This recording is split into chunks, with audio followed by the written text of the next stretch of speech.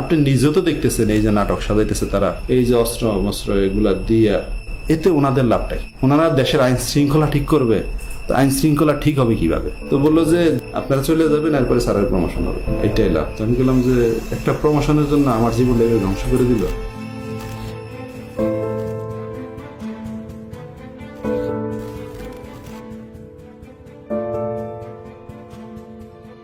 If we didn't have that commission, probably it will be just a storytelling. Nobody will believe, somebody will say yes, somebody will say no. Now they have concrete proof, and now they will go to the justice. 400 অভিযোগ পেয়েছি মাত্র 13 কার্য দিবসে। যারা গুমের শিকার victim এবং তাদের পরিবাররা প্রায় 1800-র উপরে আমাদের কাছে তাদের কমপ্লেন সাবমিট করেছে। সারা বাংলাদেশের বিভিন্ন পেশাজীবী, বিভিন্ন শ্রেণী পেশার, বিভিন্ন বয়সের, বিভিন্ন জায়গার, এবং তাদের মধ্যে অনেকেরই রাজনৈতিক পরিচয় আছে। কারো কারো ক্ষেত্রে হয়তো রাজনৈতিক পরিচয় ওইভাবে নেই, কিন্তু তাদেরকে জঙ্গি ট্যাগ লাগিয়ে দেওয়া হয়েছে। সব ধরনের মানুষ ছিলেন ভুক্তভোগী। দিনমজুর ভুক্তভোগী আসেন আমাদের কাছে, অত্যন্ত ধনী ভুক্তভোগী আসেন, কলেজ পড়ুয়া ছাত্র আসেন, যেমন তেমন নারী ভুক্তভোগীও আছে। এমনকি 10 বছরের কম বয়সী ভুক্তভোগীও আমাদের কাছে আসেন। আমি শুধু আমাদের মনে আছে যে আম্মু যখন বোরকা পরতো তখন আম্মুকে একটা কালো কালার টুপি পরাইতো আর একটা হাত করা পরাইতো। মাঝে মাঝে আমাকে নিয়ে যেত, তুই একদিন নিয়ে গেছে, বাকি সময় আমাকে রেখেই গেছে। গুমের সাথে আসলে বাংলাদেশের প্রত্যেকটা বাহিনী জড়িত বলা চলে। সেক্ষেত্রে প্রধানত আমরা যাদেরকে নাম নিতে পারি তাদের মধ্যে হচ্ছে rapid action battalion, Bangladesh police তো আছেই, detective branch of police, CTTC, DGFI, NSI, এগুলো প্রধানত তারা এই গুমের সাথে জড়িত ছিল। কমিশন গঠন হওয়ার পরে মানুষের যেমন প্রত্যাশা ছিল, আমরা নিজেরাও প্রত্যাশা করতাম, আমরা আশাবাদী ছিলাম যে সমস্ত ঘটনার পুঙ্খানুপুঙ্খ আমরা বের করব।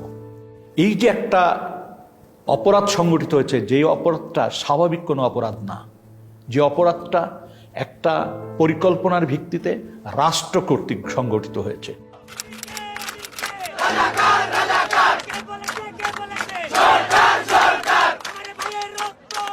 5ই আগস্ট পরবর্তী সময় সরকার তো পরিবর্তন হয়েছেই, কিন্তু এর মানে না যে বাহিনীগুলোতে যারা দোষী তারা পরিবর্তন হয়েছে নেসেসারিলি। স্পেশালি প্রথম দিকে সবই তো একই মানুষ ছিলেন, এবং ওনারা জানতেন এবং সঠিকভাবেই জানতেন যে আমরা যদি একজন বন্দীকে কোনো একটা স্পেসিফিক বন্দিশালায় লোকেটেড করে ফেলি, অর্থাৎ সে ওই জায়গায় ছিল এটা নিশ্চিতভাবে বলতে পারি, তাহলে তার বন্দিত্বের জন্য দায়ীকে তা ইমিডিয়েটলি বলা সম্ভব। কারণ ওই বন্দিশালার চাবিটা কার হাতে ছিল, কোন বাহিনীর কন্ট্রোলে ছিল, সেই বাহিনীর ঊর্ধ্বতন কর্মকর্তারা দোষী। এই ব্যাপারটা যেমন ওনারাও বুঝতে পেরেছেন, আমরাও বুঝতে পেরেছি। এ কারণে 5ই আগস্ট পরবর্তী অত্যন্ত দ্রুততার সাথে প্রচণ্ড লেভেলে এভিডেন্স ডিস্ট্রাকশন হয়। Destruction of evidence is itself a criminal offense. Just মনকে মন কাগজ পুরানো হয় সব জায়গায়। ডিজিএফআই বলেন, র্যাব ইন্টেলিজেন্স বলেন, এনএসআই বলেন, সব জায়গায় এভিডেন্স পুরানো হয়। তারপরে বিভিন্ন জায়গায় এই ধরনের পুরা এন্টায়ার বিল্ডিং এর স্ট্রাকচার পরিবর্তন করে ফেলা হয়।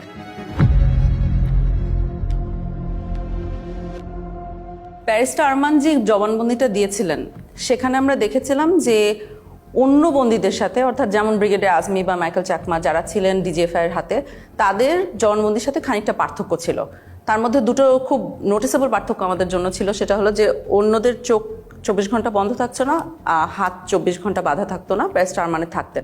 যেই স্থানে আমাকে আটকে রাখা হয়েছিল সেখানে সকল বন্দীদেরকে 24 ঘন্টা চোখ বেঁধে রাখা হতো, 24 ঘন্টা হাত করে রাখা হতো। কোথায় আছি বলা হতো না, কয় তারিখ বলা হতো না, সময়টা বলতো না। আমি বারবার তাদেরকে বলতাম যে নামাজ পড়ার জন্য সময় জানা দরকার, কীভাবে নামাজ পড়বো, তারা বলতে বলা যাবে না, আদেশ। তখন আমরা বুঝতে পারি যে উনি এবং ব্রিগেডিয়ার আজমি, মাইকেল চাকমা একই লোকেশনে ওনাদেরকে রাখা হয়নি, অন্য কোথাও ছিলেন উনি। তো সেল থেকে বের করে তখন আমি চোখ বাঁধা অবস্থা থাকলেও আমি ক্লিয়ারলি আমি বুঝতে পারি যে আমি বের হয়ে একটু কয়েক কদম সামনে যে একটা ছোট্ট সিঁড়ি ক্রস করে ঘুরতেছি, তারপর লেফট। যে আয়নাঘরে ওনাকে রাখা হয়েছিল সেখানে ঢোকার সময় উনি সিঁড়ি দিয়ে উঠেছেন এবং ঠিক তার পরপরই কয়েকটা সিঁড়ি নেমেছেন। এখন এটা শুনেই আসলে সাথে সাথে বুঝে যায় যে উনি কোথায় ছিলেন, কারণ গোটা বাংলাদেশে সিম্পলি একটা জায়গায় আছে, একটা বন্দিশালায় আছে যেটা এই পার্টিকুলার বর্ণনাকে ম্যাচ করবে।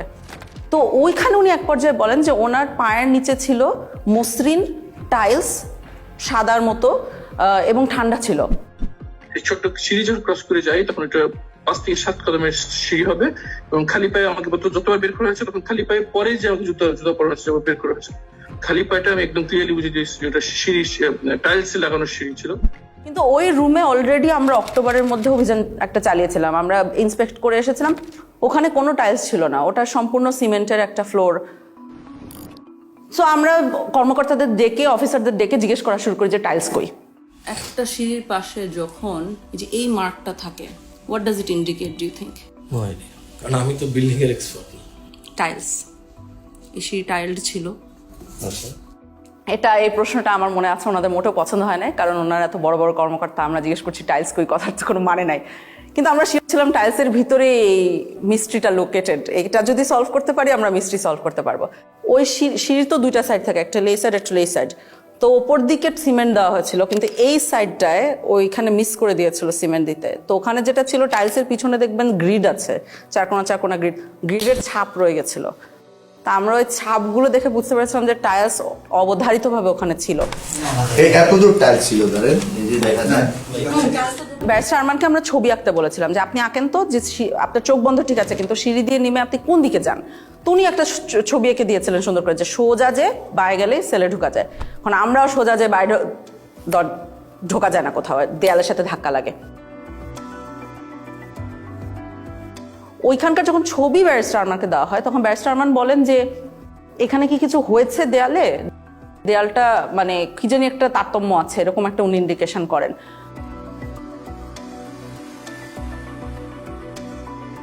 তখন আন্তর্জাতিক অপরাধ ট্রাইব্যুনাল আমাদের যে কলিগরা আছেন ওনাদের সাথে আমরা যোগাযোগ করে একটা ম্যাপ ওনাদেরকে এঁকে দেওয়া হয়। সেখানে বলা হয় যে এই দেয়ালটা মাপেন, আপনি ইন্টারনাল যে দৈর্ঘ্য এটা মাপেন, এন্ড দেন বাইরে যে ওই একই দেয়ালের এক্সটার্নাল দৈর্ঘ্য মাপেন। যদি 7 ফিটের উপরে পার্থক্য পান তাহলে বুঝবেন যে এইখানে কোনো একটা সেল আছে যেটা দেয়াল দিয়ে ঢেকে দেওয়া হয়েছে।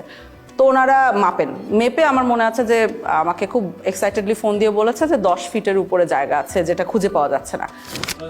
আমি এখানে দুটো দরজা ছিল, এই দরজা দিয়ে আমরা ঠিক পারবো, যেটা আমরা চাই না সেটা হলো লিডার যে মাঝখানে যেগুলো কিছুতে আধা থাকবে। তো ওই যে জায়গাগুলোতে একটু তারতম্য দেখা যাচ্ছিল দেয়ালে, সেই জায়গাগুলোতে ছোট ছোট ফুটা করা হয় এরকম হাতুড়ি দিয়ে পিটিয়ে।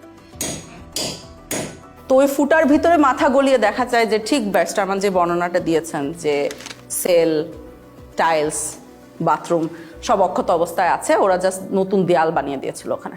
হ্যাঁ, আমরা ব্যারিস্টার আরমানের রুম পেয়ে গেছি। এখন টাইলস কতটুকু আছে, টাইলস গুলো কিন্তু যে করে হোক বাঁচাতে হবে, ঠিক আছে? উনি টাইলস চিনেন, যাতে কোনো টাইলস নাই না হয়ে যায়। ওই যে অ্যাকচুয়ালি ওরা এখান থেকে বের করে নেয় জিনিস, ওরা টাইলস গুলো এখান থেকে উঠায় ভিতরের স্টোর। 8 বছর এখানেই যাবে। I couldn't stay on night from the sun. They used to blindfold us and handcuff us. In the night, they used to handcuff us at the back. They wouldn't tell us where I was. They wouldn't tell us even time for prayers. Literally, it felt like I was buried alive. এরকম হতো যে 24 ঘন্টা চোখ বেঁধে হাত দিয়ে বসে রাখতো, উঁচু দিতেন না দিতেন। হুমাম কাদের আমাকে বলেছিলেন যে ওনার সেলের একটা অংশে উনি খোদাই করে এসেছিলেন ওনার নামের ইনিশিয়ালস গুলা।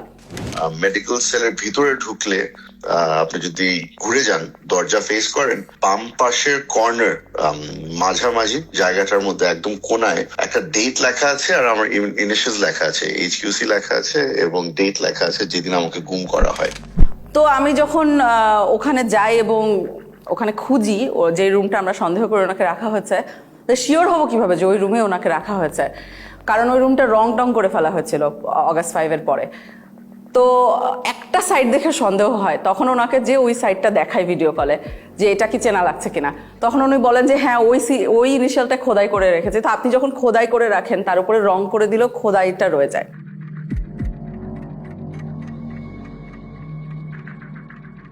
বিগত সময়ে যেটা 2009 থেকে 2024-এর 5ই অগস্ট পর্যন্ত আওয়ামী লীগ শাসন আমলে যেটা হয়েছে, আমরা দেখেছি তারা সবসময় একটা বয়ান দিত যে বাংলাদেশে কখনোই গুম হয় নাই। এটা শুধু শেখ হাসিনার মন্ত্রিসভায় অনেক মন্ত্রীরাই অহরহ বলেছেন এবং নিরাপত্তা বাহিনীর প্রধানরাও বলেছেন। নিরাপত্তা বাহিনী কিংবা আমাদের কোনো গুমের সঙ্গে তারা সংশ্লিষ্ট নয়। 3 ধরনের লোকই গা ঢাকা দেয়, এরা হয়তো কয়েকদিন পরে আবার আত্মপ্রকাশ করে, আবার যারা নাকি ফ্যামিলিগতভাবে মানে কোনো অসুবিধায় পড়ে তারা গা ঢাকা দেয়। যেখানেই গুম হচ্ছে সেখানেই আমরা কিছুদিন পরেই তাকে পাচ্ছি, হয়তো সে নানা কারণে আত্মগোপন করে থাকে, সেইগুলোকে গুম বলে চালিয়ে যায়। গুম বলে কিছু নাই, এরা সবাই লুকিয়ে যাচ্ছে, পালিয়ে যাচ্ছে, বউয়ের সাথে ঝগড়া করে দ্বিতীয় বিয়ে করেছে, ইত্যাদি ইত্যাদি, এই ধরনের বিভিন্ন ধরনের গল্প তারা বলেছে। গুম হওয়ার পরে যখন গুমের শিকার ব্যক্তির পরিবারের সদস্যরা থানায় যেতেন জিডি করার জন্য, যে তার স্বজনকে খুঁজে পাচ্ছে না বা হারিয়ে গেছে বা তুলে নিয়ে গেছে, এইটার ক্ষেত্রে যখন জুডি করতে যেতেন কোনো বাহিনীর কথা উল্লেখ করতেন, থানা থেকে তাদেরকে বিতাড়িত করা হতো। আমার জিডি আমার আপু, আম্মু, আমার স্ত্রী সবাই থেকে জিডি ওই এবং ওই বাড়িওয়ালারা তারা প্রথম থানাতে গেছিল, থানাতে জিডি নেয়নি। যদি কখনো মিসিং ডায়েরি নিত, সেক্ষেত্রে পুলিশ নিজেরা লিখে দিত যে সে বাড়ি থেকে বেরিয়েছে, এরপরে আর ফেরত আসে না। আর কখনো যদি কোনো বাহিনীর কথা উল্লেখ করতো, সে জিডি কখনো নিত না। এমনও হয়েছে যে বাহিনীর নাম উল্লেখও করে নাই, কিন্তু তারপরও জিডি নেয়নি, থানা থেকে তাদেরকে তাড়িয়ে দেওয়া হয়েছে। আমরা 250টা কেস ফিল্টার করেছিলাম আমাদের 1800-র মধ্যে থেকে, যে 250টা কেসের 3টে বৈশিষ্ট্য ছিল। 250টার কেসে আমরা সমসাময়িক প্রমাণ পাচ্ছি। কি প্রমাণ? যে তাকে যখন গুম করা হচ্ছে তখন তার হয় একটা মিডিয়া রিপোর্ট আছে, সমসাময়িক মিডিয়া রিপোর্ট আছে। তার যে নিখোঁজ হয়ে যাওয়া বা তাকে যে তুলে নিয়ে যাওয়া হয়েছিল, সেইটার জন্য একটা থানায় জিডি করা হয়েছে। কোনো কোনো ক্ষেত্রে তাদের পরিবারের মামলা করেছে। এবং এই লোকটা জীবিত আছে, অর্থাৎ সে আমাকে তার অন্তর্বর্তীকালীন পিরিয়ডে সে কোথায় ছিল এর বর্ণনা দিতে পারছে, যেটা আমরা কোনো না কোনো আয়নাঘরের সাথে ম্যাচ করতে পারছি। ওই এক সাইডে দিয়ে গ্রিলের দরজা ছিল, টয়লেটটা ছিল এই কর্নার, হ্যাঁ, যেদিকে কলমের মাথাটা রাখছিলেন, জি জি, এটার সামনে দিয়ে এমনি ওই যে অল্প একটু উঁচু দেয়াল ছিল। এটা কি শুধু সামনে ছিল না সাইডেও ছিল? না, শুধু সামনে ছিল, এক পাশ ছিল। দরজা ছিল ওই আপনার শিক লোহার। শুধু একটা দরজা না দুইটা দরজা? একটাই দরজা, একটা দরজা মানে 2টা তালা দিত একটা দরজা। সিঁড়ি বয়ে আমাকে ওঠানো হয়, সিঁড়ি বয়ে ওঠানো হওয়ার পরে একটা সাদা ফ্লোরে আমার মানে সমান একটা ফ্লোরে রাখতে দেওয়া হয়, বুঝতে পারি টাইস খোপের মানে কাপড়ের দরজা ছিল। ওই খোপটা বেশি উঁচু ছিল না, আমার এতটুকু হবে প্রায় এতটুকু। আচ্ছা, আমি আপনাকে একটা ভিডিও দেখাই, দেখি চিনতে পারেন কিনা। জি জি, খোপে খোপ। এটা হচ্ছে সেই সবুজ কাপড়ের, হ্যাঁ সবুজ কাপড়, আমি তো বললাম আপনাকে মেকশিফট যে ফ্রেমটা। জি হ্যাঁ হ্যাঁ, ভেতরে একজন দাঁড়ায় আছে। হ্যাঁ আমি তো বললাম এই পর্যন্ত, আমি তো আগেই বললাম। আর ভেতরে শুয়ে থাকা যাবে। এবং তাকে যখন প্রডিউস করা হচ্ছে তখন তার বিরুদ্ধে একটা মামলা দিয়ে প্রডিউস করা হচ্ছে, অর্থাৎ কোনো একটা নিরাপত্তা বাহিনী মেনে নিচ্ছে যে তাদের হেফাজতে এই লোকটা আছে। প্রত্যেককেই কিন্তু একাধিক মামলায় দেওয়া হয়েছিল এবং অলমোস্ট সবার বিরুদ্ধেই জঙ্গি বিরোধী যে তকমাটা লাগানো হয়েছিল এবং সন্ত্রাস দমন আইনে মামলা দেওয়া হয়েছিল। এতে যেটা হচ্ছে যে এই কেসগুলো হয়ে গেছে সেসব কেস যেখানে 2 সাইডে প্রমাণ আছে। সে যখন নাই হয়ে যাচ্ছে সেটার সমসাময়িক প্রমাণ আছে, সে যখন রিঅ্যাপিয়ার করছে সমসাময়িক প্রমাণ আছে, এবং তার মধ্যবর্তী যে জায়গাটাতে ছিল সেটার বর্ণনা কোথাও ম্যাচ করা যাচ্ছে। অনেক ক্ষেত্রে দেখাচ্ছে একজন বন্দী আরেকজন বন্দীকে দেখছে বা তার গলার স্বর শুনতে পারছে বা তার পরিচয় জানতে পারছে গুম অবস্থায়, তখন তার একজন একজনের সাক্ষী হয়ে যাচ্ছে। এই দিক থেকে মানে দ্বিতীয় বা তৃতীয় নাম্বার ছেলে, একটা ছেলে ছিল, ও হচ্ছে যে একটু যতটুকু মনে হলো মানসিক সমস্যা ছিল, প্রচুর কান্নাকাটি করতো আর চুলটা পাল্টা বকা করতো। 16 বছরের ছেলে অনেক কান্নাকাটি করতো। তারপরে আমরা তাকে খুঁজে বের করেছি, পরবর্তীতে একটা সাইকেলের দোকানে সে কাজ করছিল এবং মানসিক ভারসাম্য লুজ করেছে।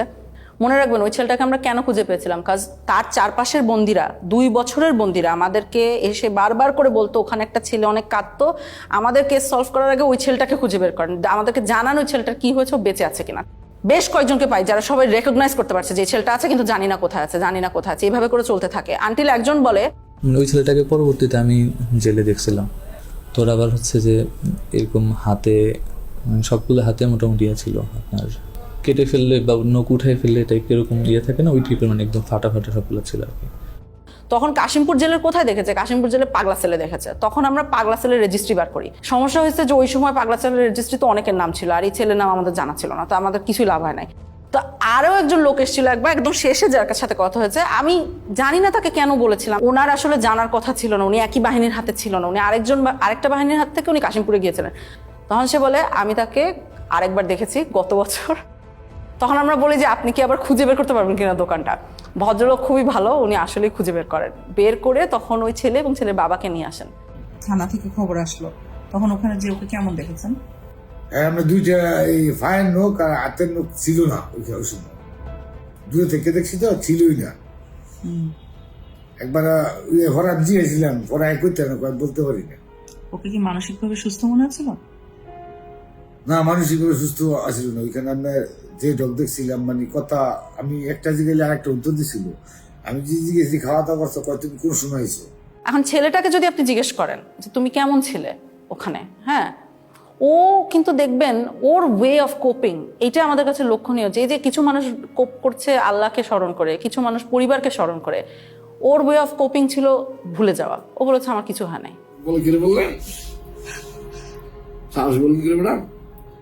কারণ তুমি 4 বছর অনেক কষ্ট সহ্য করেছো। অনেক কষ্ট, ব্যথা পাইতাম ম্যাডাম। সমস্যা নেই ম্যাডাম, সমস্যা নেই, তোলা বলবেন কি অসুবিধা হইতো না, ব্যথা কিছু নেই আর কি।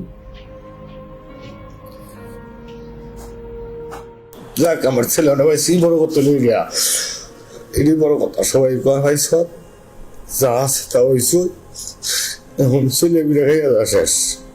মানুষ অনেক কথা গেছিল আর কি, সবাই বলছে যে নাই, এখন আমি উকিলেরও যাই না, কেমন সেরকম কোনোভাবেই হতে পারে না যে তারা নিজেদের মধ্যে কোঅর্ডিনেট করে কাজটা করতে পেরেছে। অর্থাৎ তারা যেটা বলছে সেটা এভাবেই ঘটেছিল, কারণ সমসাময়িক প্রমাণ আছে। এ কারণে এই 250 কেস যথেষ্ট শক্তিশালী একটা এভিডেন্স আওয়ামী লীগের এই মিথ্যা বয়ান ভাঙার জন্য। গুমের যারা ভিকটিম, অর্থাৎ তাদেরকে যখন প্রথম তুলে নেওয়া হয় সেই পর্যায় থেকেই আসলে তাদেরকে নির্যাতন শুরু করে। একাধিক কাপড় দিয়ে তার চোখ মুখ ঢাকা হতো। চোখ বাঁধা থাকতো 3টা কাপড় দিয়ে। প্রথমে একটা কাপড় দিয়ে চোখ বাঁধতো, আর একটা জমটুপি, যেটা জমটুপি পরানোর পরে আবার আরেকটা কাপড় দিয়ে বাঁধতো, আর হ্যান্ডকাপ পিছনে লাগানো থাকতো। মাইক্রোবাস বা যে পরিবহনে উঠানো হতো তার 2 পাশে যখন থাকতো তারা কিন্তু চেপে থাকতেন, তার হাত করা পরিয়ে ফেলতেন, এবং কোনো কোনো ক্ষেত্রে তাদেরকে নীল ডাউন করে রাখা হতো সিটের ওখানে, যাতে বাইরের মানুষ কোনোভাবে টের না পায়। গান বাজনা বাজানো হতো যাতে কেউ ধারণা না করতে পারে যে এই গাড়িতে কাউকে তুলে নেওয়া হচ্ছে। তারপর তাকে যখন নির্দিষ্ট স্থানে নিয়ে গোপন সেলে যখন তাকে বন্দি করবে, তাকে নামানো হতো যখন, কোনো কোনো ক্ষেত্রে তাকে 2 পাশ থেকে উঁচা করে রাখতো, যাতে কোনোভাবে অনুধাবন না করতে পারে যে সে কয়টা স্টেপ দিয়ে উপরে উঠছে। প্রত্যেকটা গোপনশালায় আসলে অত্যন্ত ভয়ানক, এবং আপনি যদি দেখেন যে গোপন বন্দিশালার সাইজগুলো, দৈর্ঘ্য প্রস্থ, এখানে মানুষকে রাখাটাই হচ্ছে টর্চারের শামিল। এইখানে যারা আসে এখানে আসে, এখান থেকে লোক নিয়ে যায়। কোথাও যদি ট্রান্সপোর্ট করে যে ঢাকা থেকে লোক নিয়ে অন্য কোথাও পাঠাবে, এখান থেকে 4 জন 2 জন এখান থেকে নিয়ে, আমি এরকম একবার 3 জন লোক নিয়ে স্যার ট্রান্সপোর্ট করছি কর্মীতে লকে। একবার গেট দিয়ে ডুবে, সাথে হাতে বাম পাশে, না হাতে ডান পাশে আর কি। আমি যদি একদিকে ডুবে হাতে ডান পাশে। সাইজ কি সেলগুলোর? স্যার টয়লেট টাইপ স্যার, বুঝিয়ে বলুন। টয়লেট স্যার, মানে একটা টয়লেটের দৈর্ঘ্য প্রস্থ 3 ফিট বাই 8 ফিট স্যার, এরকম লম্বা। লোহার গেট লাগানো স্যার, সার্কিট লাগানো। Look at how tiny this room is, and it's still divided into 7 different cells. Look, I'll just come into this one to show you how small it is. I'm about 5 feet 4 inches tall, and I can stand up straight in this particular one, but I cannot extend my arms all the way out. But if you go just next door to this one over here, take a look. I cannot stand up straight. I cannot extend my arms. And imagine that people spent weeks, months, or even years in these cells. পাশে কোনো স্থানে তাকে নেওয়া হতো যেখানে জিজ্ঞাসাবাদ করার জন্য নানান ধরনের যন্ত্রপাতি ব্যবহার করা হতো। দেখা গেছে 8-10টা সেল আছে, তার সাথে একটা জিজ্ঞাসাবাদের ব্যবস্থা বা একটা রুম আছে। সেই রুমে যখন তাকে নেওয়া হতো, 2-1টি বাক্য বিনিময় করার পরই তাকে মারধর শুরু করে দিত। আর যখন মারতো, বেশি মারবে, তখন এই হাত পিছনে দিয়ে রাখতো, আর আমার এই কনুইগুলো, 2 হাঁটু, এগুলাতে খুব জোরে জোরে মারতো। এই মোটা পুলিশের হাতে যে মোটা লাঠিগুলো থাকে, এগুলো দিয়ে, এবং এক পর্যায়ে আমাকে বলল যে তোর হাড় থেকে মাংস আলাদা করে ফেলবো। কোনো কোনো বন্দিশালার ভিতরেই টয়লেট, যেখানে তাদেরকে ঘুমাতে হতো রাতে, সেই জায়গায় তারা ঘুমাতে পারতো না। তার কারণ হচ্ছে কমোড থাকতো, ওই কমোডের উপরেই তাদের পা রেখে ঘুমাতে হতো। আমাকে ওখান থেকে টর্চার করে দুইজনে কাঁধে করে ধরে একটা সংকীর্ণ একটা বাথরুমে বললে চলে, আমি 5 ফুট 8 ইঞ্চি পা লম্বা করলে আমার হাঁটু পর্যন্ত বাথরুমের ভিতরে চলে যায়, মানে এতটা সংকীর্ণ জায়গা। কিছু সেল ছিল এত ন্যারো, সেখানে বন্দি শুতেও পারতো না, জাস্ট পা গুটিয়ে কোনো মতে ওখানে থাকতো। যেন সাইজ ছিল 3.5 ফিট বাই 4 ফিট এরকম সাইজের। নিয়ে যাওয়ার পরে যেখানে আমাকে নিয়ে গেল সেটা হলো একটা ছোট একটা সেল। ছোট সেল বলতে 3.5 ফিট পাশে, আর লম্বা হলো আপনার 4 ফিটের থেকে একটু বড়। অর্থাৎ আমি সেজদা দিলে মাথায় লেগে যেত, আবার রুকু দিতে গেলে পিছনের সাইড লেগে যেত গ্রিলের সাথে, এরকম একটা অবস্থা ছিল। যারা বন্দি ছিল ওই বন্দিশালায় থাকাটাই হচ্ছে দুঃসহ মানসিক যন্ত্রণার একটা বিষয়। আমাকে ওই রকম একটা ফ্লোরের সাথে এরকম করে হাত দিয়ে এরকম করে আস্তে আস্তে বাড়ি দিতে হতো। বাড়ি দিয়ে একটু শব্দ হলেই তারা লাঠির ইশারায় বাথরুমে নিয়ে যেত। বাথরুমের জন্য তারা মারতে দেরি হতো, অনেকে 8 মিনিট সময় দিত আমাকে। 8 মিনিটের বেশি হতো আমাকে বিলম্ব দিত, মারতো, আবার লাঠির ইশারা দিত, অনেক বকাবকি হতো। এক ধরনের যন্ত্র ব্যবহার করতে হতো, যে হাতে শিকল দিয়ে ওই যন্ত্রের সাথে আংটা পরিয়ে দিয়ে মেশিন চালু করলে তাকে আস্তে আস্তে ছাদের দিকে ঝুলিয়ে ফেলা হতো। এই ঝুলন্ত অবস্থায় ঘন্টার পর ঘন্টা রাখার ঘটনা আমরা শুনেছি, এমনকি মানে 24 ঘন্টার কথাও আমরা অনেক ক্ষেত্রে পেয়েছি। আমাকে ওই ফ্যান লটকায় এরকম একটি এর মধ্যে গামছা দিয়ে এরকম প্রায় 15 দিনের মতো ঝুলিয়ে রাখছে। শুধু আমি টয়লেট এবং নামাজ এই দুইটা আর খাবার সময় আমাকে ছাড়া রাখতো, আর এইরকমভাবে সবসময় ঝুলিয়ে রাখছে। কোনো কোনো বন্দিকে হ্যান্ডকাপ পরিয়ে জানালার গ্রিলের সাথে বেঁধে রাখা হতো সার্বক্ষণে, এবং সে শুতেও পারতো না, ওইভাবে কোনো মতো বসে থাকতো। এই যে এর জানালার মধ্যে একটা হাতে এই পাশে ঝুলাই রাখছে আর একটা হাতে এই পাশে। এই 5 দিনের মধ্যে 3 দিন এইভাবে আমাকে লকআপের সঙ্গে ঝুলাই রাখা হয়। শুধু একটাই দোষ ছিল, আমি বলছি আমি নিকাব খুলবো না, আমি পর্দা করি। যেখানে হ্যান্ডকাপ পরা হয়েছে সেখানে কেটে গেছে, রক্ত পড়েছে, তারপরও কিন্তু তাকে নামানো হয়নি, বরং ওখানে পিটানো হতো এবং নানান কথা জিজ্ঞাসাবাদ করা হতো। এই ওনাদের নাম জিজ্ঞেস করতেছে, এর মধ্যে আমাকে কি করলো, পানি ঢাললো, মুখে গামছা দিয়ে পানি ঢাললো। কোথায় আছে বল, কোথায় আছে বল, কোথায়, মানে আমাকে মানে একটা সেকেন্ডের সময় দিতে আসে। আমি বলতেছি মুখের মধ্যে ভিজা কাপড় দিয়া প্রায় 2-3 মিনিটের মতো পানি ঢালতো, আর ওই সময় দেখা যায় আমি প্রায় সময় অজ্ঞান হয়ে যেতাম, আর মুখ দিয়া খুব লোট টোট ইত্যাদি এগুলো বের হইতো, তারপরও তারা হাসাহাসি করতো। কোনো কোনো ক্ষেত্রে তাকে চেয়ারে বসানো হতো। চেয়ার আবার 2 ধরনের ছিল। এক ধরনের চেয়ার ছিল যেটা কাঠের ফ্রেম, মানে কাঠের চেয়ার, সেখানে ইলেকট্রিক শক দেওয়ার ব্যবস্থা থাকতো।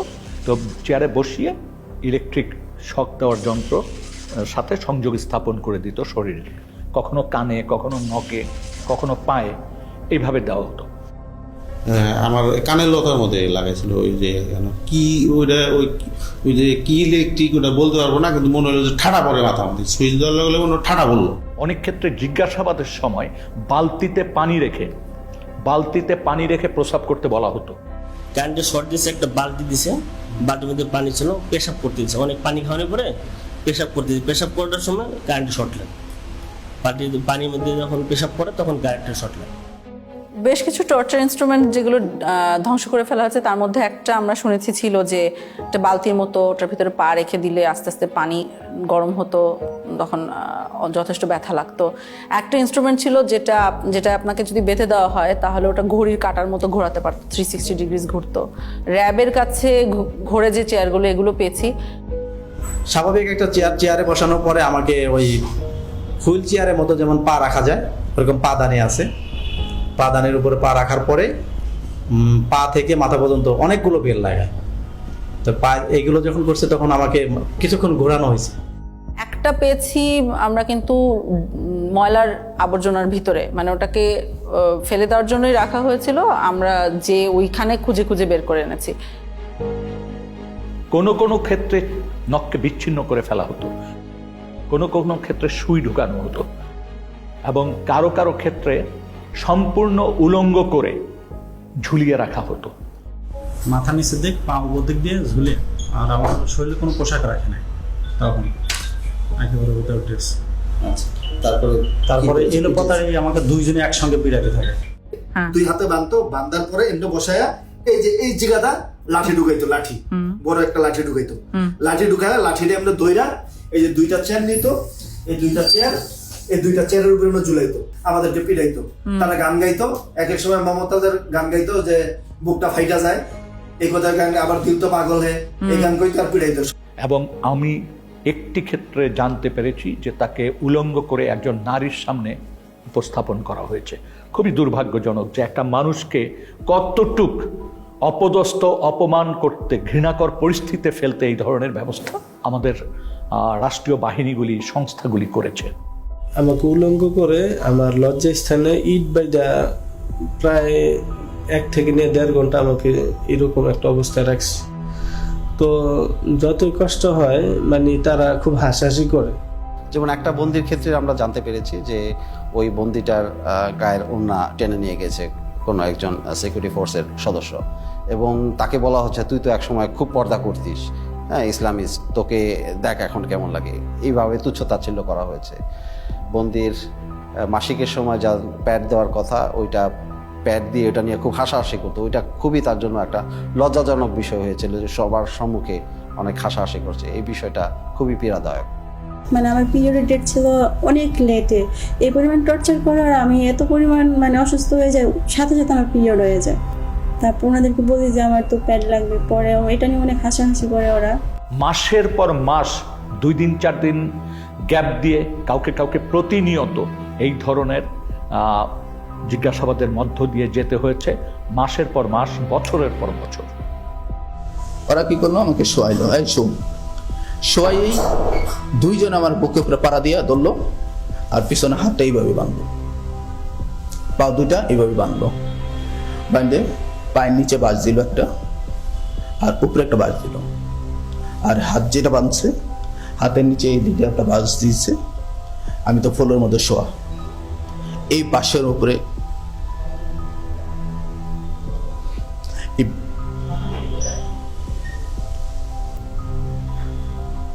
বাসের উপরে আমাকে মানে 4-5 জন দাঁড়াই গেছে।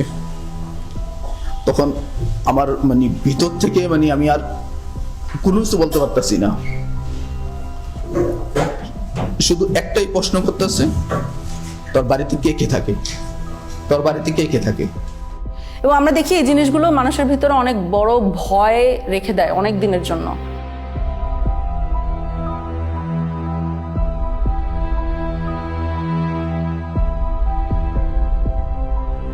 আমাদের অনেক ভুক্তভোগী হায়েস গাড়িকে ভয় পায়, কারণ তাকে হঠাৎ করে রাস্তার মধ্যে থেকে টেনে হায়েস গাড়িতে উঠানো হয়েছে। আমাদের অনেক ভুক্তভোগী এসি রুমকে ভয় পায়, কারণ এসি রুমে, টর্চার রুমগুলোতে এসি থাকতো, কারণ আই সাপোজ অফিসাররা যখন এগুলো করতেন ওনারা ঘামতে চাইতেন না। গানটা সাউন্ড আসতোই, মানে ঠিক থাকতে পারতাম না, আর শুধু চিৎকার সাউন্ড আসতো। গান বাজিয়ে মারধর করা হতো, যখন সাউন্ড আসতো মানে কোনো প্রকার আমি তো মানে টেনশন। আমি গানটা আমি কয়েকবার দেখার চেষ্টা করছি, ঠিক মতো আমি দেখতে পারিনি। চিকিয়া কালিয়ারে ওই গানটা আপনি দেখতে পারেন নাই? জি, গানটা আমি কয়েকবার দেখার চেষ্টা করছি, ওইভাবে আমি দেখতে পারিনি।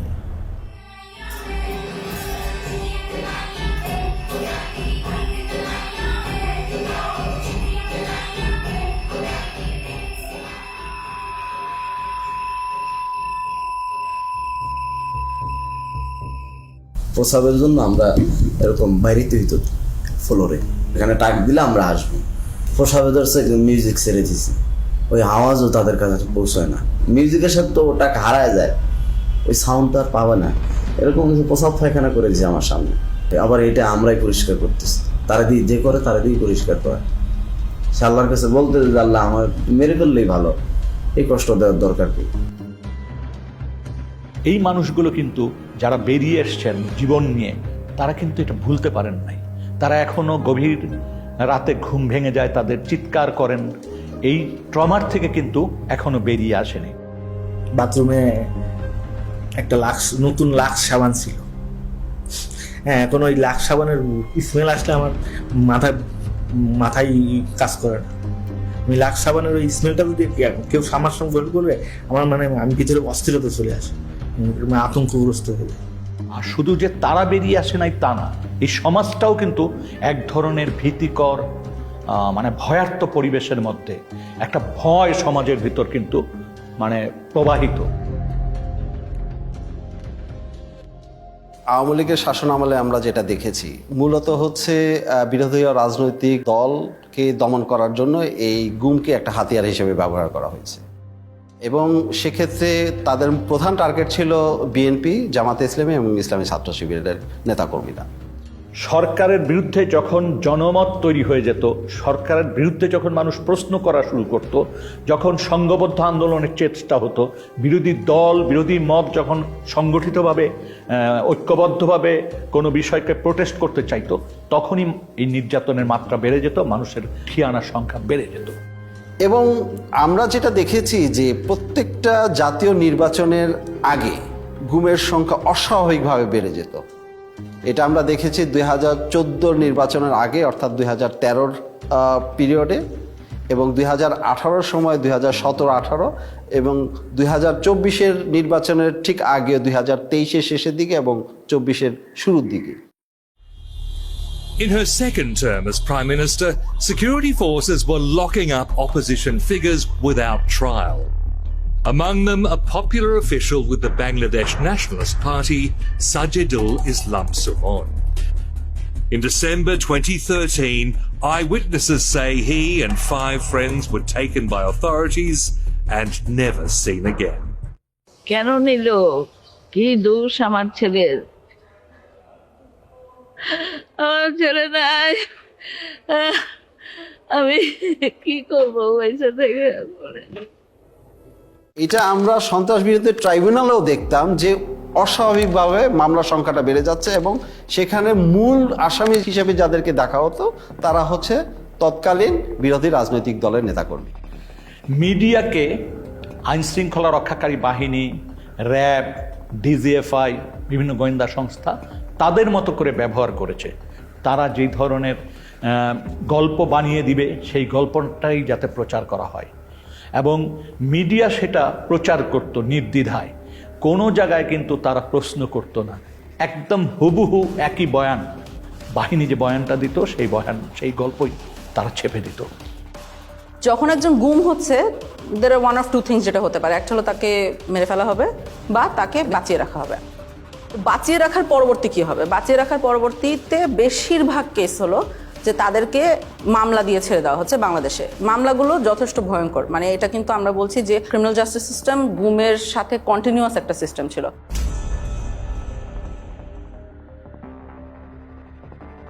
ছাড়ার জিনিসটাকে সেটাকে লিগেলাইজ করার জন্য, অর্থাৎ তাকে একটা বেআইনি কাস্টডির থেকে একটা আইনি কাস্টডিতে নেওয়ার জন্য একটা মামলা মোকদ্দমা দরকার। সেই কাজটা করতে গিয়ে অনেক মিথ্যা মামলা মোকদ্দমা তাদেরকে জড়িত করে দেওয়া হতো। প্রত্যেকের ক্ষেত্রে একাধিক মামলা দেওয়া হয়েছে, তার মধ্যে একটা মামলা প্রত্যেকের ক্ষেত্রে কমন, সেটা হচ্ছে সন্ত্রাস বিরোধী আইনে মামলা দেওয়া এবং জঙ্গি তকমা দিয়ে দেওয়া, এবং প্রত্যেকটা ভিকটিমের ক্ষেত্রে তাদেরকে দেখা হচ্ছে তাদের কোনো রাজনৈতিক পরিচয় আছে কিনা।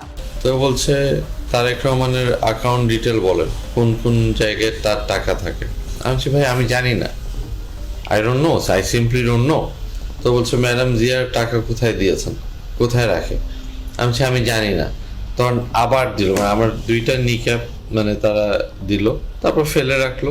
ইভেন সম্পৃক্ততা না থাকলেও যদি দাড়ি টুপি পরে মসজিদে যায়, মাদ্রাসায় যায়, বা এগুলো সম্পৃক্ততার কারণে কিন্তু এই মামলাগুলো দেওয়া হয়েছে। তুই তোর জামাতের তুই শিবিরের কোন পদ আসাস, তুই কী করো? সেই সে বলছি আমি একসময় ছাত্র শিবির করতাম, এখন আমি করি না। কেন? আমি তখন আমার মুখে একটু বড় দাড়ি ছিল, মুখে বড় দাড়ি করি, টাকনোর উপর এখানে প্যান্ট করি, এই নানান কোয়েশ্চেন। আমার ভাই কেন জামাত ইসলাম করতো, এই টাইপের রিলেটেড কোয়েশ্চেন। ফাঁকে ফাঁকে উনি খুবই বাজে বৃষ্টিভাবে ওনার কথায় কথায় গালি দিতেছিল, জঙ্গি, রাজাকারের বাচ্চা, এই রাজাকারের বাচ্চা বেশি বলতেছিল। আপনি তাকে কিছু ভুয়া মামলা দিচ্ছেন, আমরা যেটাকে বলছি কিছু প্যাকেজ কেস দিচ্ছেন, অ্যান্টি টেররিজম অ্যাক্ট দিচ্ছেন, arms act, explosives act, digital security act, এইসবের আন্ডারে মামলা দিয়ে দিচ্ছেন, দেওয়ার পরে তাকে অনেকদিন জেল খাটতে হচ্ছে, এরকম একটা সিস্টেম আছে। 4-5টা মামলা একই ধরনের ভাষায় ব্যবহার করা হয়েছে এবং ভার্বেটিম ওয়ার্ড ফর ওয়ার্ড। যদি এইভাবে হয় 4-5টা, তাহলে বুঝতে হবে this cases are all manufactured cases. দুটো মামলার আপনার ল্যাঙ্গুয়েজ একরকম হইতে পারে না, কিছু হইতে পারে গোপন তথ্যের ভিত্তিতে, this much acting on a secret information, the raiding party went to the place of occurrence and arrested the accused, এটা হতে পারে। কিন্তু বাইকগুলো তো মিলার কথা না, ঘটনার স্থল, ঘটনার তারিখ এবং কিভাবে ঘটনা ঘটেছিল এগুলো তো আপনার মিলার কথা না। বিশেষ করে সন্ত্রাস বিরোধী আইনে যে মামলা, জঙ্গি ট্যাগ দিয়ে জঙ্গি বানানো, এইটাই কিন্তু প্রথমতই তাকে হিউমিলেট করছে। সমাজ থেকে কিন্তু তাকে প্রথমে বিচ্ছিন্ন করা দেওয়া হলো, পরিবার থেকে প্রথমে বিচ্ছিন্ন করে দেওয়া হলো, এবং তার প্রতিবেশী সবাই কিন্তু তাকে ভিন্ন চোখে দেখে। এই ছেলেটা জঙ্গি, আমরা তো জানতাম না, এটা জঙ্গি পরিবারের সন্তান। তাদের মধ্যে একটা ফোবিয়া ছড়াই গেছিল যে এই আপার সাথে হয়তো যোগাযোগ করলে আমরাও অ্যারেস্ট হতে পারি, আর এই মেয়েটার সাথে যোগাযোগ হলে আমরাও অ্যারেস্ট হতে পারি। এটার জন্য আমরাও নিজেদেরকে গোটাই নিয়েছিলাম যে কি দরকার যদি কারো ক্ষতি হয়। বাংলাদেশে জঙ্গি নাই এই কথাটা বলা যাবে না, জঙ্গি ছিল, জঙ্গি এখনো আছে। কিন্তু প্রশ্নটা হচ্ছে যেইভাবে এটাকে ফুলিয়ে ফাঁপিয়ে দেখা হচ্ছে, যেটা প্রোটেক্ট করা হচ্ছে, এইটার খুবই একটা ক্ষুদ্র অংশ হয়তো বাংলাদেশে জঙ্গি আছে। তৎকালীন যে সরকার ক্ষমতায় পাকাপোক্তভাবে টিকে থাকার জন্য এই ওয়ার অন টেররের যেই ন্যারেটিভ, এইটাকে জিয়ে রাখার জন্য এটা তারা চালিয়েছে। Killed by the BNP Jamaat. You know that BNP Jamaat is a terrorist party. They always go for terrorism and nepotism and corruption. I have to prove credibility, right? To whom? To whom? A terrorist party? A terrorist organization? No. এই মামলাগুলো তো বছরকে বছর চলছে, এবং এই মামলার হাজিরা দিতে দিতে তাদের যে অর্থনৈতিকভাবে পঙ্গু হয়ে যাচ্ছে প্রত্যেকটা ফ্যামিলি। এবং আমরা একটা জরিপ করেছি যে মিনিমাম খরচ হয়েছে 7 লাখ টাকার মতো, তাদের হাজিরা থেকে শুরু করে এই মামলা পরিচালনার সব খরচ। অনেক ফ্যামিলি তাদের জমি জমা, তারপরে হচ্ছে বাড়িঘর পর্যন্ত বিক্রি করে দিয়েছে এই মামলা থেকে পরিত্রাণ পাওয়ার জন্য, কিন্তু মামলাগুলো ঝুলছে। প্রায় 3 লাখ টাকার মতো খরচ হয়েছে জামিনের পেছনে, আসা যাওয়ায়, গাড়ি ভাড়া, এটা হচ্ছে নিট একটা কস্ট। তারপর তো অন্যান্য জায়গায় এখানে টাকা খাওয়াইছে, ওইখানে টাকা খাওয়াইছে, বাড়িতে পুলিশ গিয়েছে কয়দিন পর, ডিবি থেকে লোক গিয়েছে, ওরা গিয়ে বসে থাকছে, তো বিভিন্ন ধরনের কথাবার্তা বলছে, ওদেরকে টাকা দেওয়া লাগছে, টাকা পয়সা না নিয়ে কেউ কখনো আসে নাই, থানায় টাকা দেওয়া লাগছে, বিভিন্ন সময় বিভিন্ন জায়গা থেকে সংস্থার লোক গেছে, ওরা টাকা খাইছে, অনেক টাকা পয়সা খরচ হয়েছে 16 সালেও। এখানে একটা দুঃখজনক বিষয় হচ্ছে যে অনেক ক্ষেত্রে দেখা যায় মামলাগুলো ভুয়া প্রমাণিত হওয়ার পরে তাকে বেকসুর খালাস করে দিয়েছে, কিন্তু তাকে যে এই যে 4 বছর বা 5 বছর যে সে কারাগারে বন্দী ছিল, এটা তাকে কে ফিরিয়ে দেবে?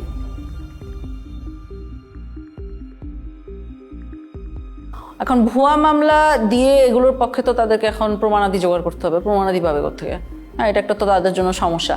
তো ওখানে একটা বেশ well developed systematic torture regime ছিল আসলে।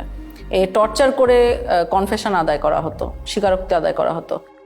আমাকে লাস্ট এটাই চাইতেছে আব্দুল মুমিন আমি স্বীকার করতাম, মানে আপনার পরিচয় বদলানো। হ্যাঁ, পরিচয় বলতাম। তো আমি আব্দুল মুমিন স্বীকার করে নিছি। করে নেওয়ার পরে এই যে এখন বাসজলা দিয়ে লাস্টে বলতেছে তোর নাম আব্দুল মুমিন, আর তোর বাপ যদি জিজ্ঞেস করে, কথা জিজ্ঞেস করে বলবি যে আমি বাবার সাথে রাগ করে তাবলিগে চলে গেছিলাম, তাবলিগের কিছু জিনিসপত্র আছে এই ব্যাগের মধ্যে, এই ব্যাগটা নিয়ে তুই চলে যাবি, ওরা ছেড়ে দিয়ে আসো। যেহেতু সব ম্যাজিস্ট্রেট এক না, কিছু কিছু ভালো ম্যাজিস্ট্রেটও আছে, তাই কিছু ম্যাজিস্ট্রেট আবার থাকতো খারাপ, এবং সবাই জানতো তারা মানে কারা, যারা এগুলো মেনে নেবে, এই ধরনের ফোর্সড স্বীকারোক্তি বা গুম হওয়া সত্ত্বেও জিনিসটাকে কগনিসেন্সে না নেওয়া। তো ওই সব মানুষদের সামনেই যাওয়া হতো, ওদের সামনেই এদেরকে প্রডিউস করা হতো, তারা ফোর্স স্বীকারোক্তি মেনে নিত। না, আমি বলছি না, আমি 160 আমার মাইরা ফেলাইতো, আমি 160 করতে না, 160 করতে দিলে আমার ফাঁসি হয়ে যাবে। আমি তো এগুলো কোনো কিছুর সাথেই নাই। আপনারা যা বলতেছেন আমি এগুলো কিছুই জানি না, সব সাজায় আপনারা দিচ্ছেন। তখন আমারও ওই আয়ু বলতেছে, ওই প্রথম দিন আমাকে যখন, এটা আপনাকে কি বলবো, মানে প্রথম দিন আমাকে যখন ওয়াটার বোর্ডিং দিয়েছে, তখন আমার মানে আমি প্রসব করে দিয়েছিল আর কি। তো ওই জিনিসটা ও আবার আমাকে রিমাইন্ড করে দিচ্ছে যে তোরে যে মনে নাই, তোরে যে তুই যে প্রসব করে দিয়েছিস রিসেন্টলি মেয়েদের লগে, আজকে কিন্তু আবার সেইভাবে মাইর দিলাম। টানায় পিড়ামো, কিন্তু তুই যা বলি সেইভাবে কর। করে নিয়ে আসছে, করে নিয়ে আইসা বলতেছে, এমন একজন জাজের কাছে নিয়ে আসছে, আইসা বলতেছে ও 164 দিতে চায় না, অনেক চেষ্টা করছি দিতে চায় না। পরে বলে যে আবার সেই কোর্টের যে জাজ বলতেছে ও এখনো দাঁড়ায় আছে কিভাবে, এটারে কেমন 164 দেয় না, এটা তো দাঁড়ায় আছে, সুস্থ আছে, 164 দেওয়ার জন্য কিছু মশলাপাতি খরচ করতে হবে না। A GUM or enforced disappearance is a violation of human rights.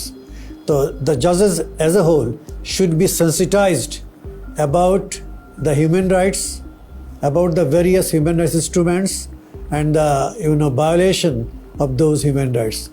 Magistrate সাহেব উনি ডাক দিয়ে বললেন যে আপনাদের আসামি তো করতেছে না, কি বলে বালকরূপ স্বীকারোক্তি দিচ্ছে না। একটা এগ্রিজিয়াস কেস আমাকে যেটা খুব ডিস্টার্ব করেছে সেটা হলো যে সে আমাকে বর্ণনা করছিল যে ম্যাজিস্ট্রেটকে যে বলেছে যে প্লিজ আমি এতদিন ঘুমছিলাম, আমি আসলে এটার সাথে জড়িত না। হ্যাঁ, অনেক সাহস করে এটা সে ম্যাজিস্ট্রেটকে বলেছিল। ম্যাজিস্ট্রেট তখন যে পুলিশ সাথে নিয়ে গিয়েছিল, পুলিশকে ডেকে বলেছে এই যে দেখেন কি বলছে, তখন তাকে বাইরে নিয়ে যাওয়া হয়। সিএম কোর্টের বারান্দায়, এটা সময় 8 তলা বা 9 তলায় কিছু আমাকে মারধর করলো। আমার এখানে সময় দাগ আছে মনে হয়, এটা ওরা আমাকে মাথাটা ধরে স্যার ওই গ্রিলের মধ্যে এটাতে বাড়ি মারতে ধরছে, তখন আমার হাতে হ্যান্ডকাপ ছিল, তাই আমি মাথাটা বাঁচানোর জন্য আমি এটা যখন আনছি তখন আমার এখানে পড়ছে, তাই আমি নিচে ফেলে পাড়াইলো, কিছুক্ষণ মারলো, অনেক চিৎকার চেঁচামেচি করতেছিলাম, কারণ আমি হচ্ছে কেউ তো আসলো, যখন চিৎকার চেঁচামেচি করতেছি তখন ম্যাজিস্ট্রেট আবার আয়কে ডাকে পাঠাইছে যে এত আওয়াজ করতেছেন কেন। আর মানে কি বলবো, এটা অবিশ্বাস্য বিষয়, আমি প্রশাসনকে কাছ থেকে দেখছি আর আমি অবাক হয়েছি যে আসলে পুরোটাই একটা system. Most of the judges were at the beck and call of the high command of the then ruling party. That's why they did not dare to take any effective steps against the enforced disappearances of the victims or abduction of the victims, The judiciary must be proactive instead of reactive. The judiciary must come forward protecting and promoting the human rights of the people through adjudication of disputes in a very bold and assertive manner. Boldness is an integral part of the personality of a judge. A weak person is not suited or suitable for the position of a judge. Judges must know how to deliver justice impartially, effectively, and in a neutral manner. কিছু মানুষকে বাঁচিয়ে রাখবে কিন্তু আবার release করতে পারবে না, বাংলাদেশে নানাবিধ কারণ থাকতে পারে সেটার জন্য। তখন তাদেরকে আমরা দেখছি ইন্ডিয়াতে পার করে দেওয়া হয়। ইন্ডিয়াতে পার করার পদ্ধতিটা আমরা বুঝতে পেরেছি বন্দীদের সাথে কথা বলে, সিকিউরিটি ফোর্সের ভিতরে যে হুইসেল ব্লোয়াররা আছে তাদের সাথে কথা বলে, এবং অনেক সময় আমরা নথিপত্র মিলিয়ে দিন তারিখ চেক করেও ওগুলোকে কনফার্ম করেছি যে এভাবেই ঘটেছে। তোমার আম্মায় অনেক কান্নাকাটি করতেছে, এর জন্য অনেক সরাসরি হয়েছে, এর জন্য তোমাকে দেশে রাখা যাবে না, এর জন্য তোমাকে দেশের বাহিরে পাঠাবো আমরা।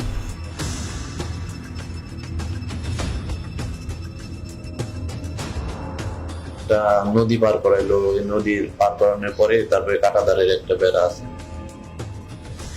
ওই বেড়া দিয়ে আমাকে পার করে তারা নিয়ে গেল।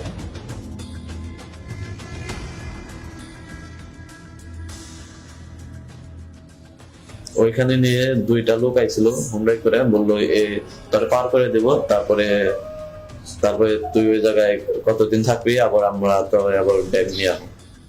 ইন্ডিয়াতে নিয়ে যাওয়া হতো, আমাদের বাহিনী নিয়ে যেত 300-400 মিটার ইনটু দ্য বর্ডার, নিয়ে যে ওই বাহিনীর হাতে হ্যান্ড ওভার দিত। একটা বিশেষ ক্ষেত্রে আমরা দেখেছি যেখানে বন্দি এক্সচেঞ্জ হয়েছিল। ওরা আবার ওই দেশ থেকে কারা যেন আসছে স্যার, আপনার ওদের ইন্ডিয়ানরা আসছে, ওরা 2জনকে দিল, আমরা 2জনকে দিলাম। মানে ওরা 2জন বন্দিকে দিল, আপনাদের বন্দি 2জনকে ওদেরকে দিয়ে দিল। ইন্ডিয়া আমাদেরকে বন্দি দিয়েছিল, আমরা একজন বাংলাদেশি সিটিজেনকে দিয়েছি, আমার ধারণার সাথে মনে হয় আরেকজন ছিল যার পরিচয় আমরা এখনো বের করতে পারিনি। অর্থাৎ আমরা 2জনকে দিয়েছি, একজনকে পেয়েছি, ওই 2জনের মধ্যে একজন বাংলাদেশি নাগরিক, সাথে মিষ্টিও দেওয়া হয়েছে। ওই বাহিনীও মানে ইন্ডিয়ান বাহিনীও মিষ্টি এনেছিল, আমাদের বাহিনীও মিষ্টি ছিল, বন্দি গিফট দেওয়ার সাথে সাথে মিষ্টিও গিফট এক্সচেঞ্জ করা হয়েছিল। এটা আমাকে নিরাপত্তা বাহিনীর যারা ওখানে জড়িত ছিল তারাও বলেছেন, বন্দি নিজেও চোখে দেখেছে এই ঘটনাটা ঘটতে। ইন্ডিয়াতে নেয়ার পরবর্তী কি হতো বন্দিদের আমরা সবসময় জানি না, অর্থাৎ কাদের কথা জানি না, আমরা জানি না ওখানে কাউকে মেরে ফেলা হতো কিনা, কারণ যারা মারা গেছেন তাদের খবর আমাদের পক্ষে বের করা এখনো পসিবল হয়নি। যাদেরকে হ্যান্ড ওভার করলো ওদেরকে নিয়ে আবার কি করলেন? ওদেরকে নিয়ে স্যার রাস্তায় 2জনকে স্যার ক্রস ফায়ার দিয়ে ফেলাই দিয়ে আসছে। তবে এটা অবশ্যই হতো যে ইন্ডিয়াতে যারা বাঁচিয়ে রাখা হতো ইন্ডিয়াতে, তাদেরকে মামলা দেওয়া হতো, মানে অর্থাৎ ইন্ডিয়ান লিগ্যাল সিস্টেমের ভিতরে তাদেরকে ঢুকিয়ে দেওয়া হতো। সো আনপাসপোর্ট মামলা বলবে, অর্থাৎ ট্রেসপাসিং এর জন্য কেস দেওয়া হতো। তখন ওনারা ইন্ডিয়াতে জেল খাটতেন, জেল খাটা পরবর্তীতে আবার ওনাদেরকে বাংলাদেশে পুশিন করা হতো। ভারতের কারাগারে যদি কেউ থাকে সেটার জন্য আমরা বাংলাদেশি বন্দী যারা আছে তাদের তালিকা চেয়েছি পররাষ্ট্র মন্ত্রণালয়ের মাধ্যমে ইন্ডিয়ান অথরিটিকে। কিন্তু সেক্ষেত্রে যে সমস্যাটা দেখা গেছে যে তালিকাটা দিয়েছে সেটা অসম্পূর্ণ, এবং আমরা যেই পিরিয়ডের তালিকা চেয়েছিলাম অর্থাৎ 2009 সাল থেকে 2024 সালের 5ই অগস্ট পর্যন্ত সেটা তালিকা পায়নি। এই সম্পৃক্ততাটা ইন্ডিয়া এবং বাংলাদেশের যে ইল্লিগাল একটা সম্পর্ক, এটা আসলে খুবই ট্র্যাজিক, কারণ এরকম হওয়ার কথা না, হওয়া উচিত না, এবং আমাদের দেশের সার্বভৌমত্বের প্রশ্ন অবশ্যই চলে আসে, কিন্তু হয়েছে, গত 16 বছর এটা হয়েছে।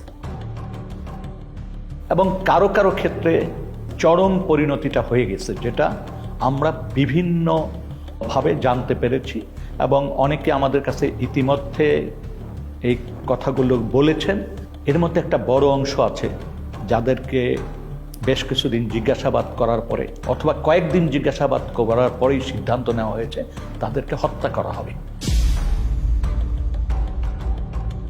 যখন একজনকে মেরে ফেলার সিদ্ধান্ত হতো তখন কাজটা ওরা, যেহেতু ওনারা ট্রেন্ড অফিসার্স, যথেষ্ট এফিশিয়েন্টলি করতো আমরা বলতে পারি। একজন মানুষকে কখনো কখনো মোরগ বলা হতো, কখনো কখনো প্যাকেট বলা হতো, কখনো কখনো সাবজেক্ট বলা হতো। ঊর্ধ্বতন অনেক অফিসার আছেন যারা মিড লেভেলে ছিলেন বা যারা গোয়েন্দা সংস্থাগুলি পরিচালনা করতেন, তাদের নির্দেশনায়, তাদের উপস্থিতিতে এই মানুষদেরকে নিয়ে যাওয়া হতো মাইক্রোবাসে করে। টঙ্গীর থেকে রওনা দেওয়ার পর যতগুলি ব্রিজ আছে প্রায় প্রতিটি ব্রিজের গোড়াতেই নিয়ে নতুন যারা অফিসার সংযুক্ত হতেন র্যাবে বা র্যাব ইন্টেলে, তাদেরকে বলা হতো দুজন একজন মোরগ নামাও বা প্যাকেট নামাও, গুলি করো।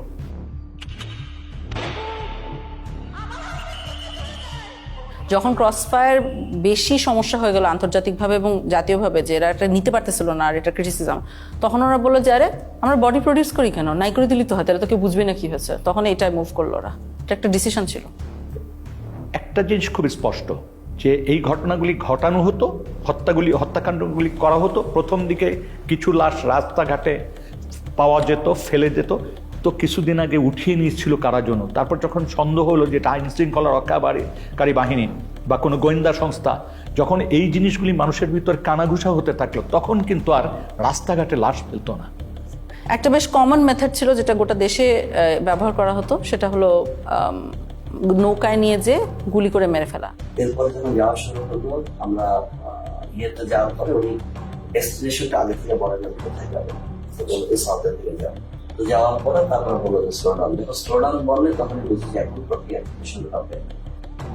যখন খোলের ভিতর থেকে তাকে তুলে নিয়ে আসে, সিমেন্টের বস্তা কিন্তু বাইরে থাকে স্যার, খোলের মুখটা খুলে একজন করে তুলতেছে স্যার, সিমেন্টের বস্তা দিয়ে সে বেঁধে ফেলতেছে, পাথর হচ্ছে হাঁটু বড় গেছে, হাঁটু বড় গেছে, বেঁধে পায়ের কাছে সিমেন্টের বস্তাটা তাকে একদম কর্নারে রাখছে। সেকেন্ড ম্যান স্যার চিলোটা দেয় স্যার, চিলোটা দিয়ে উঠেছে সব। তাদের পছন্দের জায়গাটা হলো মাথা স্যার,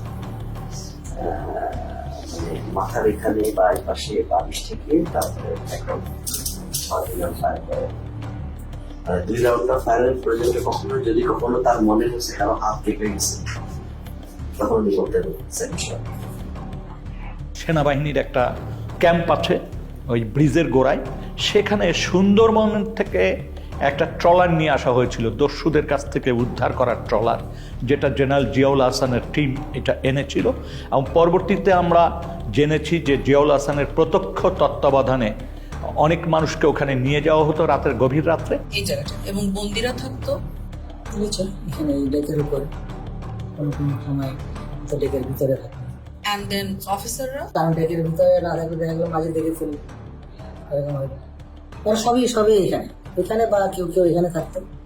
And then এখানে এনে শুট করে এখান থেকে ফেলে দিবে, ওখান থেকে পেট ফাটতেছে ওখানে কুইক অ্যাকশন।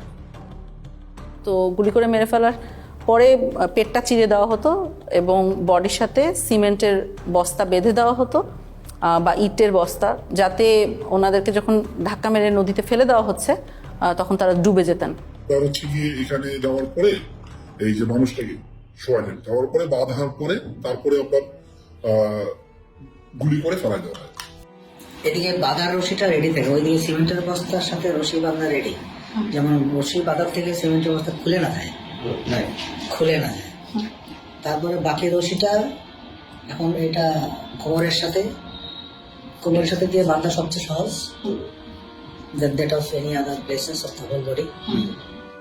এখানে গুলি করে লোয়ার পোর্শন ধরে ফেলে দিল। কে ফেললো? জিয়া তো গুলি করলো, এখন জিয়েই ফেললো না সাথে আরো যে লোক ছিল তার কে ফেললো এটা আমার খেয়াল নেই, এখান থেকে করে ফেলে দিল। তবে বেশ কিছু ক্ষেত্রে লাশ ভেসে উঠেছে।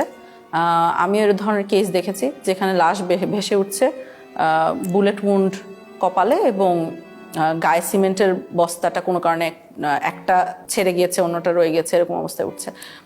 নারায়ণগঞ্জের 7 খুনের যে হত্যাকাণ্ড এবং তার লাশ লুকিয়ে ফেলার যে প্যাটার্ন, এই প্যাটার্নের সাথে অনেক অংশে মিলে যায়। এরকম নানাবিধ মারার আসলে টেকনিক ছিল, বিভিন্ন বর্ণনা থেকে আমরা পাই। কোনো কোনো ক্ষেত্রে বিষ প্রয়োগ করেও হত্যা করা হয়েছে, ইনজেকশন দিয়ে মারা হতো। এটার বর্ণনা পেয়েছি আমরা যারা এটা নিজে চোখে দেখেছে।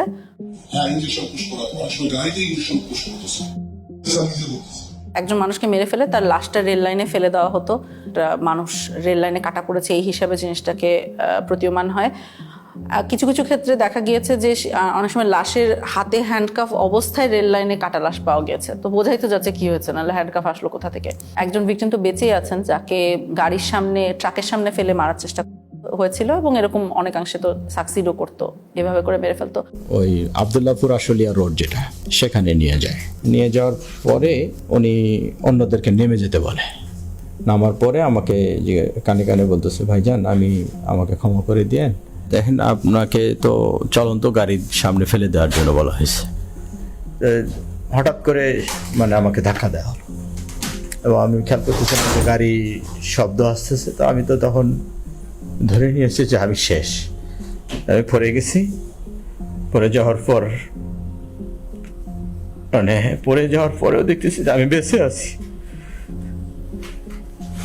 আমারে তুলে ধরে বলছে যে আপনি ভয় পাবেন না, আপনাকে তো আমরা রাস্তায় ফেলে দিয়েছি কিন্তু গাড়িটা পাশ দিয়ে চলে গেছে। তাহলে আমি টের পাইছিলাম যে গাড়িটা যখন জোরে খুব রানিং এ আসতেছে, আবার যখন ফেলে দিবে ব্রেক শক্ত করে ধরে পাল দিয়ে টা করে শব্দ হয় যেটা, ঠিক সেই শব্দটাই আমার কানে আসছে। আমাদের কাছে যারা মুখ খুলেছেন এটাই পূর্ণাঙ্গ তথ্য না, এর কয়েক গুণ সমাজে এখনো রয়েছেন যারা এখনো আস্থা বা সাহস পাচ্ছেন না এই বিষয়গুলি জনসমক্ষে তুলতে বা তারা অভিযোগ করতে। তারা মনে করে যে এমনিই তো আমরা মামলা মোকদ্দমার ভিতর দিয়ে আছি, তারপর আবার এইটা করতে যে আবার কোন ফ্যাসাদে পড়বো, আবার আমার কোন ভোগান্তি হবে। ওই ওপেন দিয়ে ওইভাবে সাক্ষাৎকার দিব না, কারণ ওটা এভিডেন্স থেকে যাবে। আমার আজ হোক কাল হোক আমার তো আসলে পরেরটাও চিন্তা করা লাগবে, ফ্যামিলি আছে। এমনি তো অত্যাচারের শিকার হয়েছি, গুম ছিলাম, মিথ্যা মামলা নিয়ে জেলে ছিলাম, এখনো স্টিল নাও হাজিরা দিচ্ছি। ওই 16 সালে গুম হওয়ার কনসিকুয়েন্স এখনো বিয়ার করতেছি। আমার ফ্যামিলি স্টিল নাও সাফারার, আমার ক্যারিয়ার ধ্বংস, সবকিছু হয়ে গেছে। তার মানে এখনো কিন্তু আমরা এমন একটা পরিবেশ নিশ্চিত করতে পারিনি যে পরিবেশে মানুষ ভয়হীনভাবে এসে রাষ্ট্রের কাছে বা রাষ্ট্রের সংস্থাগুলির কাছে এসে বলতে পারে যে আমার জীবনে এই ঘটনাগুলি ঘটেছে।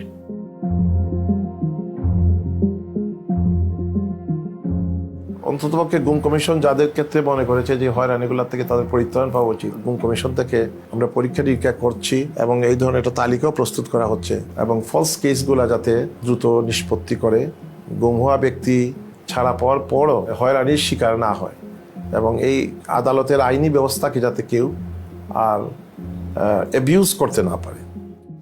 যাদের বিরুদ্ধে এই মামলাগুলো দিয়ে দেওয়া হয়েছে, সন্ত্রাস দমন আইন বা অন্য যে আইনি মামলা হয়েছে, এই প্রত্যেকটা মামলা যাতে দ্রুত নিষ্পত্তি করা যায়, সেটা যাতে এক্সপিডাইট করে, সেটার জন্য সুনির্দিষ্টভাবে সরকারকে বলেছি। দ্বিতীয়ত হচ্ছে যে সন্ত্রাস দমন আইনটাকে সংশোধন করার কথা বলেছি।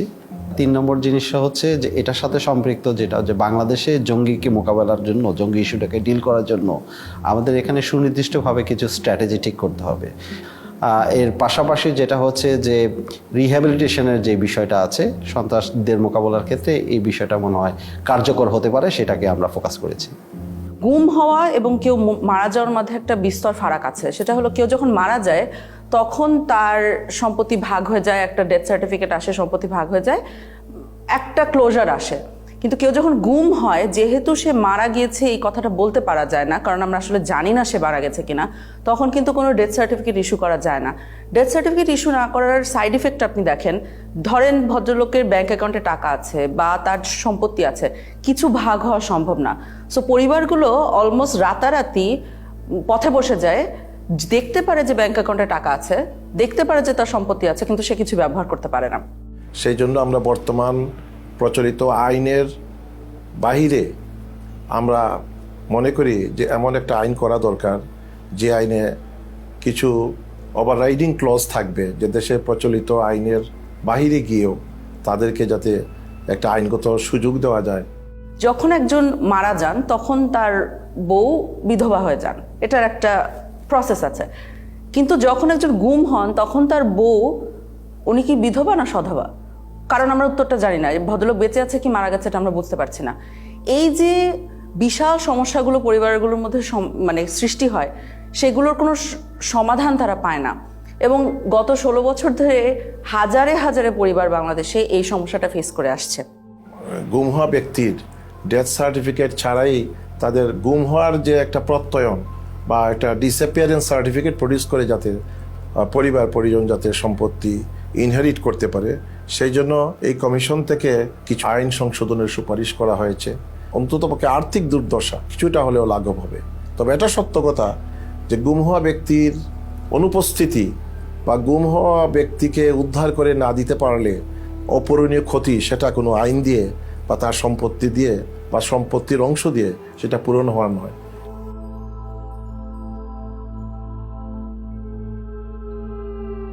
আমরা যদি আমাকে জিজ্ঞেস করেন, আমি মনে করি আমরা আশানুরূপ জায়গায় পৌঁছাতে পেরেছি। কিন্তু তারপরও বলবো, এত সংখ্যা এবং এত গভীরে এই অপরাধ সংগঠিত হয়েছে, এটার জন্য সময় একটা বড় ফ্যাক্টর।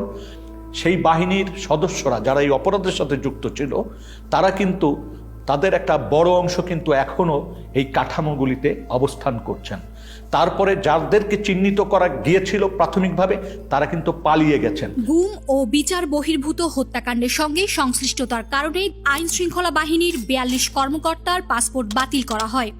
জানুয়ারি মাসে এদের বেশ কয়েকজনের বিরুদ্ধে গ্রেফতারি পরোয়ানাও জারি করে আন্তর্জাতিক অপরাধ ট্রাইব্যুনাল। যখন অ্যারেস্ট ওয়ারেন্ট বের হয় তখন কিন্তু তারা অনেকেই দেশে ছিলেন, কিন্তু পাসপোর্ট না থাকা সত্ত্বেও ওয়ারেন্ট বের হওয়ার পরপরই অনেক ঊর্ধ্বতন কর্মকর্তারা দেশ ছেড়ে পালিয়ে যায়। পালিয়ে যাওয়ার পরবর্তীতে এগুলোর এন্ড রেজাল্ট কি হবে? তো ধরেন আপনি বাংলাদেশ থেকে পালাচ্ছেন, মোস্ট লাইকলি আপনাকে ইন্ডিয়া যেতে হবে, কারণ ল্যান্ড বর্ডার আমাদের এসেনশিয়ালি ইন্ডিয়ার সাথে মায়ানমারের যুদ্ধ হচ্ছে, সো ওনারা এদিকেই যাবেন। কারণ আপনি যদি দেশের একজন গোয়েন্দা বাহিনীর প্রধান হয়ে থাকেন, কয়েকজন মিলে আপনি ইন্ডিয়াতে গেলেন, ইন্ডিয়া কি করবে ফার্স্টে? ইন্ডিয়া যেটা করবে হলো আপনাকে বসে আপনাকে ইন্টারোগেট করবে। এখন আপনি চিন্তা করেন যে বাংলাদেশের সকল সেন্সিটিভ তথ্য যাদের ভিতরে আছে তাদেরকে আমরা এসেনশিয়ালি ওনাদের হাতে তুলে দিচ্ছি, বা ওনারা ওনাদের হাতে নিজেরা সোপর্দ হচ্ছেন। এই যে এত বছর যারা গুম খুনের সাথে জড়িত ছিলেন, তারা তো আমরা যেটা বলছি অনেকেই বাহিনীগুলোতে আছে। ওনারা কি চাইবেন? ওনারা চাইবেন ভবিষ্যতে ওনাদের এই অপরাধগুলো যাতে রিভিলড না হয়। এখন আমরা তাদের অপরাধের কথা জানি আর না জানি, আমরা ধরে নিতে পারি এখন যে আমাদের শত্রুপক্ষের গোয়েন্দা বাহিনীগুলো ডেফিনেটলি জানে। তাহলে ভবিষ্যতে তাকে ব্ল্যাকমেল করতে কি লাগবে? শুধু বলতে হবে, তুমি যদি না করো এই কাজটা, তাহলে কিন্তু আমি তোমার পূর্ববর্তী গুম খুনের কথা আমি কিন্তু তোমার বউকে বলে দিব, খুব বেশি যেতে হবে, বা সোশ্যাল মিডিয়ায় ফাঁস করে দিব। তখন কি হবে? আপনি নিরাপত্তা বাহিনীগুলোর ভিতরে স্তরে স্তরে মানুষ রাখছেন যারা ব্ল্যাকমেলের ক্ষেত্রে ভালনারেবল। আপনি যদি জিনিসগুলোকে সামনে নিয়ে আসেন, যে জিনিসটা আপনি লুকিয়ে রাখছেন না, সেটা দিয়ে কিন্তু আপনাকে ব্ল্যাকমেল করা যায় না। তো আপনি জিনিসগুলো সামনে নিয়ে আসেন, আপনি গুম কমিশনের সাথে কথা বলে ফেলেন, তাহলে এই সমস্যাগুলো কিন্তু চলে যায়। এই অপশনটা না নেওয়াটা আমার কাছে বোকামি মনে হচ্ছে এবং দেশ বিরোধী একটা কাজ মনে হচ্ছে।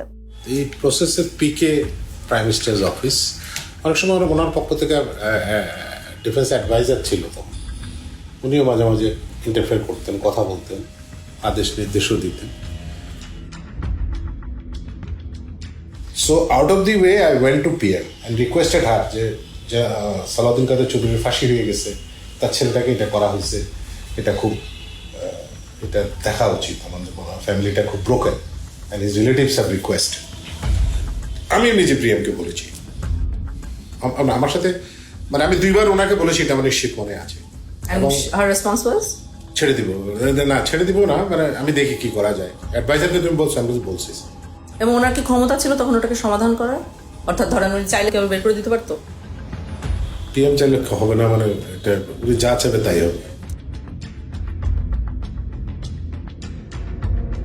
সম্ভাব্য যারা অভিযুক্ত তাদের কারো কারোর সাথে কথা বলার পর যে জিনিসটা পরিষ্কার একটা অবয়ব দাঁড়িয়েছে, সেটা হচ্ছে এই ধরনের ঘটনার সিদ্ধান্ত নেয়ার ক্ষেত্রে যিনি নীতি নির্ধারকদের সর্বোচ্চ জায়গায় অবস্থান করছেন, তৎকালীন প্রধানমন্ত্রী শেখ হাসিনা, তৎকালীন সামরিক উপদেষ্টা তারেক সিদ্দিকী এবং বাহিনীগুলির প্রধান এবং ইন্টেলিজেন্স যে এজেন্সি উইং আছে তার প্রধানদের সমন্বিত নির্দেশনার বাইরে বা কমান্ড স্ট্রাকচারের সর্বোচ্চ পর্যায়ের নির্দেশনার বাইরে এই ধরনের ঘটনা দিনের পর দিন, মাসের পর মাস, বছরের পর বছর ঘটার কোনো সুযোগ নাই।